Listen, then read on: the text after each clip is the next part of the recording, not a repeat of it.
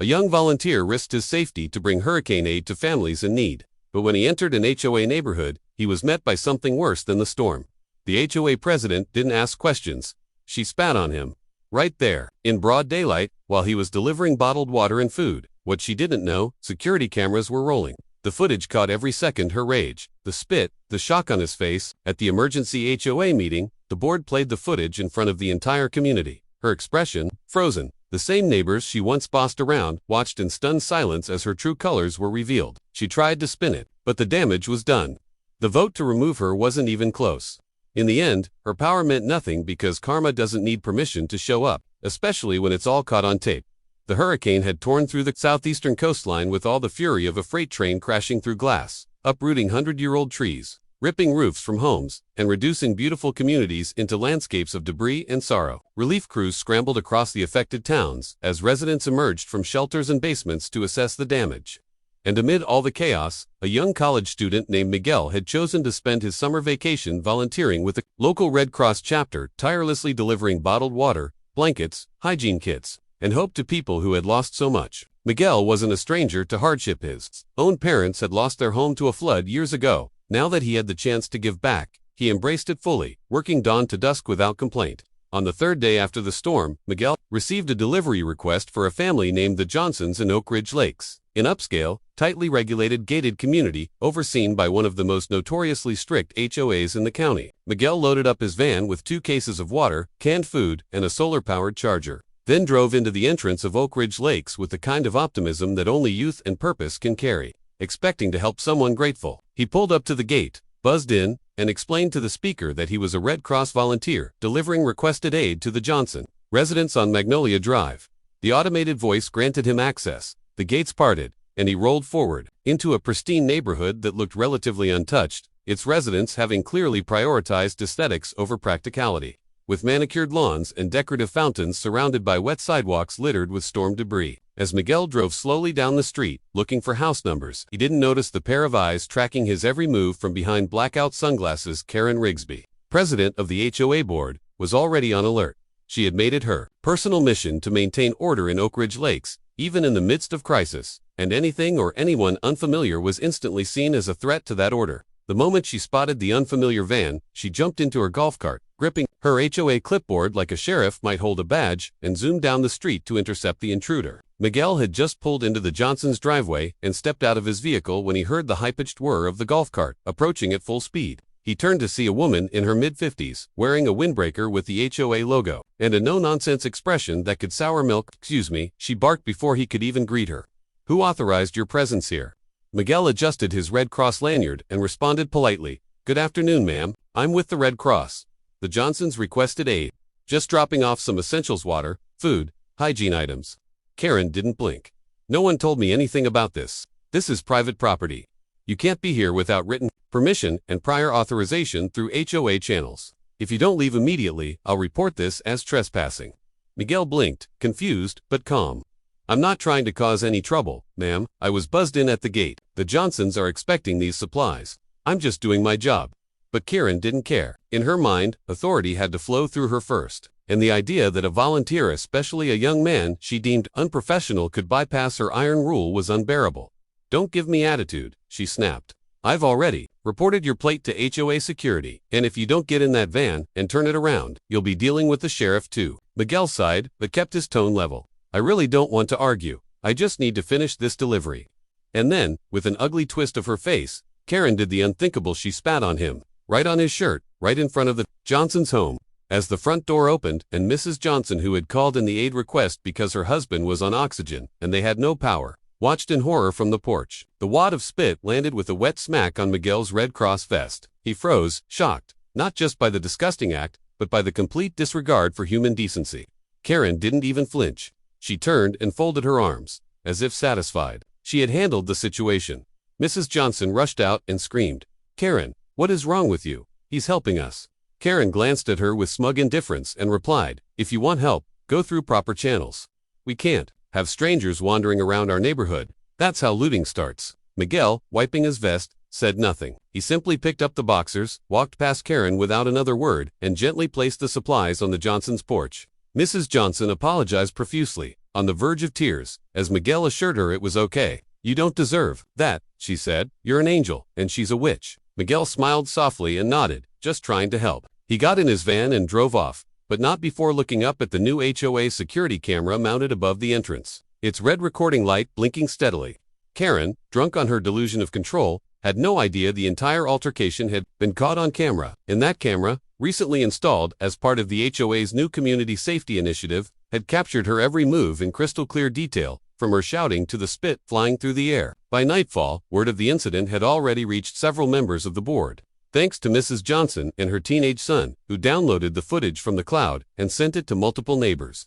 Within hours, the story and the video, like wildfire. Residents who had once tolerated Karen's attitude were now disgusted. She spat on a volunteer, one neighbor said in disbelief.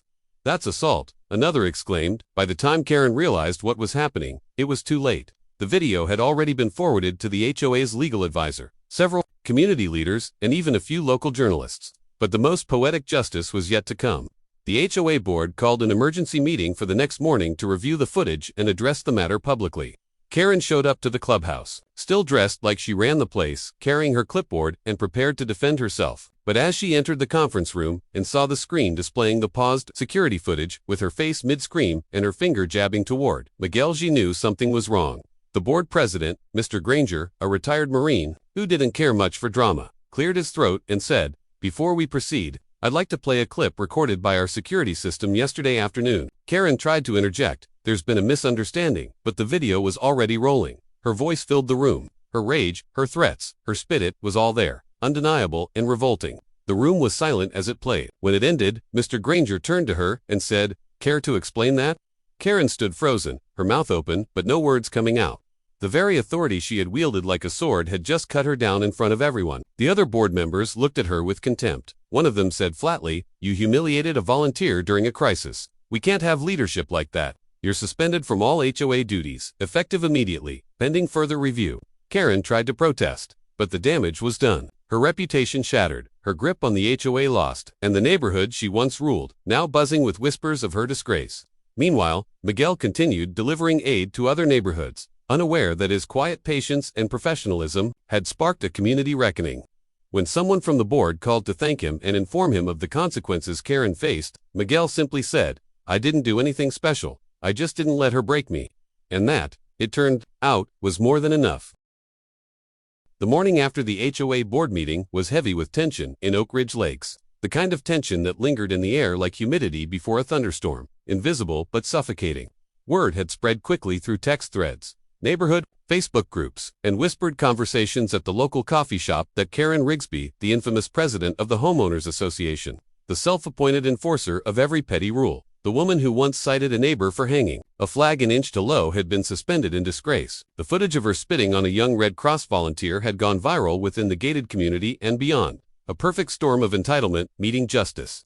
Though the video wasn't public on social media yet, it had already reached the inboxes of city officials, local journalists, and the volunteer coordinator at the Red Cross, who had personally called Miguel to commend him for his calm under pressure. Miguel, however, had remained humble, declining interviews and avoiding the spotlight. His focus was still on delivering hurricane aid, though every now and then he would smile to himself as he thought about Karen's shocked expression when the camera footage had been played in front of her peers. But she didn't realize that what perhaps she still didn't realize was that her downfall hadn't just been caught on tape. It had revealed who she really was to an entire community, many of whom had remained silent for years under her oppressive rule. But now, the silence had broken. The Johnsons, still recovering from flood damage, became a rallying point. Neighbors, who had barely spoken before, were now showing up at their door with extra food, helping them move soaked furniture to the curb, and checking in daily. Several residents personally visited Miguel at the Red Cross headquarters to towns over just to thank him. Some even brought gift cards and home-baked goods as a token of appreciation, to which Miguel responded bashfully, "I was just doing my job." But while gratitude and community spirit flourished, Karen was unraveling. She tried to maintain a semblance of control, marching around the neighborhood in her usual golf cart, but the looks had changed. Where once people avoided eye contact to escape confrontation, now they stared right through her, cold and unforgiving. Her clipboard held no weight anymore. Residents ignored her reminders to trim their hedges or bring in trash cans. Within 30 minutes, children whispered behind fences, calling her the spitting Karen, and teenagers made memes using stills from the security footage. one even photoshopping a hazmat suit on Miguel's vest with the caption, "Protected against toxic HOA presidents." But the most painful blow came not from memes or whispers, but from the people who used to stand beside her. Bethany Marks, the HOA vice president and Karen's longtime ally, publicly resigned from her post 2 days after the meeting, citing irreconcilable differences in leadership values. She went on record saying, "If our HOA can't recognize the value of kindness and common decency during a crisis, then I no longer wish to be part of its leadership." That statement alone sent ripples through the remaining board. 2 more members stepped down the next day. Meanwhile, the HOA legal counsel issued a recommendation to vote on a permanent removal of Karen Rigsby from her position at the upcoming Emergency General Assembly meeting, where the entire neighborhood would cast their vote. Karen's last effort to save face was an attempt at damage control. She drafted an apology letter, clearly written by her lawyer, and posted copies in mailboxes and on the HOA Facebook group. It read like a half-hearted press release. To the residents of Oak Ridge Lakes, I regret that a misunderstanding during the hurricane relief efforts led to actions that some found offensive. I was concerned for neighborhood security and responded emotionally. I remain committed to this community and hope to continue serving you all in the future. The response was brutal. Residents flooded the comments section, calling it a non-apology, a deflection, and a tone-deaf attempt at saving power. "You spit on a volunteer," one woman commented. "That's not a misunderstanding, Karen, that's disgusting." Another added, "Funny how you were concerned about security, when we literally had no electricity or clean water." Others posted screenshots of the footage. Freezing the exact moment, Miguel flinched from the spit, next to Karen's twisted expression of pride. The final straw came a day before the General Assembly vote, when the local news station picked up the story. They aired a blurred version of the footage, conducted an interview with the Johnson family, and even featured a brief soundbite from Miguel, who was coaxed into speaking, only to emphasize the importance of compassion during crisis. Response: "When people are hurting," Miguel said softly, standing beside a stack of aid boxes, "we don't need gatekeepers. We need bridges." That quote struck a chord with thousands watching from nearby towns, and it made its way back into Oak Ridge Lakes with thunderous effect. By the time the General Assembly was called in the clubhouse, the room was packed wall to wall, dozens more standing outside by the windows. Residents, some of whom hadn't attended an HOA meeting in years, now showed up in force. Karen entered the room, dressed in her typical blazer, chin raised defiantly, trying to pretend this was all beneath her, but her hands trembled as she clutched her statement. She waited for the microphone and launched into a speech full of platitudes. How misunderstood she was, how she only wanted to protect the neighborhood, how her years of service should count for something. "What happened was unfortunate," she said, her voice cracking only once, "but I believe I've already apologized. I don't deserve to be removed for a single mistake." That's when Mr. Granger stood. The retired Marine didn't speak often, but when he did, people listened. "Karen," he said calmly, "this isn't about a mistake, it's about a pattern. You've bullied residents for years, and now you've assaulted a volunteer. We gave you leadership, and you gave us fear. It's time we voted." And vote they did. Out of the nearly 150 homes in Oak Ridge Lakes, 138 votes were cast. Of those, 131 voted for her removal.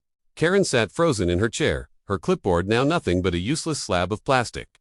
No one applauded, not out of cruelty, but because the moment was somber, like removing a disease from the body, necessary but painful. As she left the room, a few residents turned their backs. Others simply stared at her in silence. For the first time in years, Karen was powerless. But the story didn't end there.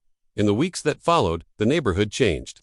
The HOA held elections for new leadership and prioritized transparency, empathy, and community involvement. Miguel was invited back for a neighborhood barbecue held in honor of hurricane volunteers. He tried to refuse, saying, "You don't have to thank me," but the Johnsons insisted. He showed up in jeans and a Red Cross tee, clearly uncomfortable with the attention, but residents greeted him like a hero. Children handed him handmade cards that said, "Thank you, Miguel, and you're braver than Karen." He laughed, a little embarrassed, but deeply moved. At the barbecue, Mr. Granger pulled Miguel aside and handed him an envelope. "Just a small donation for your college fund." We all chipped in, figured someone who shows that much integrity deserves a boost. Miguel opened the envelope later and found over $4,000 inside. Along with a note, "You reminded us what humanity looks like." As for Karen, she sold her house 2 months later.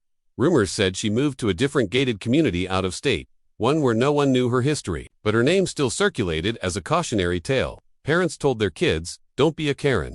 HOA boards everywhere began revisiting their policies on leadership conduct. The Red Cross used Miguel's story in a volunteer recruitment campaign titled simply, "Be the Bridge."